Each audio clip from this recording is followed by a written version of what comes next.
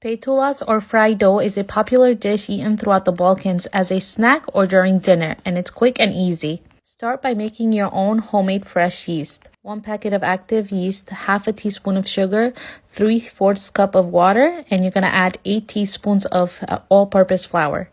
You're going to mix all of that in, and you're going to let this sit for about 10 to 15 minutes, and it should look something thin. Then after 10 to 15 minutes, it should look a lot thicker.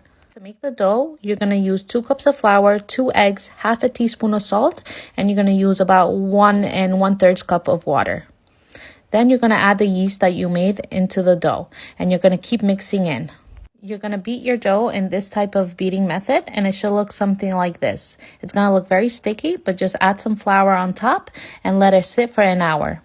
After an hour, you're going to use that same beating method, and you're just going to keep beating the dough up until the dough basically doesn't stick to the spatula and kind of falls off, but it still will be sticky.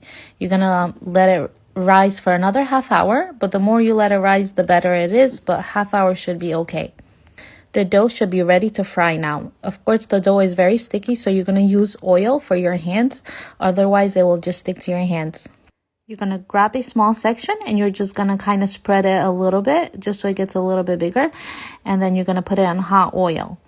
Then what you could do is you can get a spoon and throw some oil on top of each fried dough, so that way they get a little bit fluffier. But the trick is not to play too much with them in your hand, because they do come out hard if you do.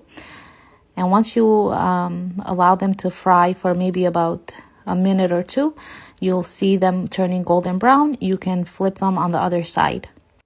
The more oil you put on top of them, you can see them rising, and they do get fluffy and soft like that.